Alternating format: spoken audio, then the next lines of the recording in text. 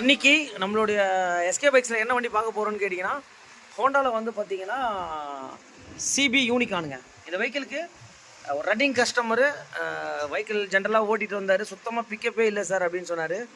Okay sir எடுத்துகிட்டு வாங்க, call back பண்ணி எடுத்துகிட்டு வந்தார். எனக்கு உடனே இம்மீடியட்டாக சார் நான் வெளியே போகிறேன், எனக்கு அப்படியே ரிமூவ் பண்ணுங்கன்னாரு. வண்டியை வாஷ் பண்ணுங்கன்னு சொன்னேன். இல்லை சார் உடனே கழட்டி என்னான்னு பார்க்கலாம் சார் அப்படின்னு சொன்னார். சரின்னு சொல்லிட்டு அவர் பக்கத்தில் தான் இருக்கார். எல்லாத்தையும் நம்ம ரிமூவ் பண்ணிட்டோம். ரிமூவ் பண்ணிவிட்டு அவருடைய ஆயில் ஃபில்டர் எப்படி இருக்குது அப்படின்றத நம்ம இப்போது லைவாக பார்த்துடலாம்.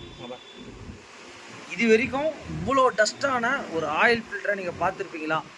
தயவுசெய்து கமெண்ட் பாக்ஸில் கமெண்ட் பண்ணுங்கள். இங்கே பாருங்கள், இந்த மாதிரி இருந்தால் இன்ஜினுக்கு போகிற ஆயில் சர்க்குலேஷன் ப்ராப்பராக இருக்காது.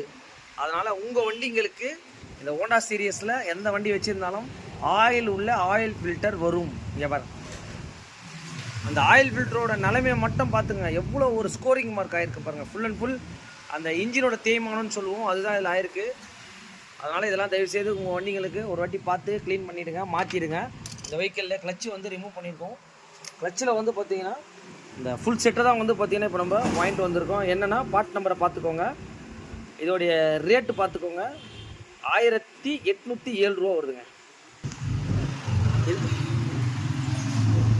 இது வந்து பார்த்தீங்கன்னா எதுக்கு வந்து கஸ்டமர்ஸ்க்கு வந்து பார்த்தீங்கன்னா செட்டாக மாற்ற சொல்கிறோம் அப்படின்னு கேட்டிங்கன்னா, ஆல்ரெடி ஒரு வாட்டி கிளச் பிளேட் மாற்றிருக்காங்க. மாற்றி வந்து பார்த்தீங்கன்னா கிட்டத்தட்ட ஒரு 3 மந்த்ஸ்லேயே வந்து மறுபடியும் போயிட்டுருக்கு. இதுக்கு தான் நான் சொல்ல வரேன். இங்கே பாருங்கள், ஸ்கோரிங் மார்க் மட்டும் பார்த்துக்கோங்க. இந்த மாதிரி ஸ்கோரிங் மார்க் இருந்தால் சென்ட்ரல் கிளச் ப்ரெஷர் பிளேட்லாம் போயிடும். புதுசு உங்களுக்கு பார்த்தீங்கனாலே தெரியும் எந்த அளவுக்கு இருக்குது பாருங்கள், ஒரு நீட்டாக. இதுதான் ஒரிஜினல் பார்ட் நம்பர். அதுக்கப்புறம் கிளச்சு மாற்றமோ கிளச்சு கேபிளை மாற்றுங்க. மாற்றினீங்கன்னா உங்களோட வண்டியோட பர்ஃபார்மன்ஸ் ரொம்ப பர்ஃபெக்டாக இருக்கும். இப்போ இந்த கஸ்டமர் வந்து பக்கத்தில் இருக்கிறதுனால அந்த ஆயில் ஃபில்டர் பார்த்தோன்னே அவருக்கே ஒரு மாதிரி ஷாக் ஆகிடுச்சு. என்னங்க இது இவ்வளோ இதுவாக இருக்குது அப்படின்னு சொன்னாங்க. ஏன்னா சர்வீஸ்ன்னு கொடுக்குறாரு, எதுவுமே பண்ணல அப்படின்ற மாதிரி அவர் ஃபீல் பண்ணுறாரு உங்களுக்கு. அதே மாதிரி இந்த மாதிரி ஒரு ஹோண்டா சீரீஸில் எந்த பைக்காக இருந்தாலும் ரொம்ப நாள் ஆச்சுன்னா எல்லாமே கழட்டி க்ளீன் பண்ணிடுங்க. இந்த வீடியோ பிடிச்சிருந்தா லைக், ஷேர், கமெண்ட்.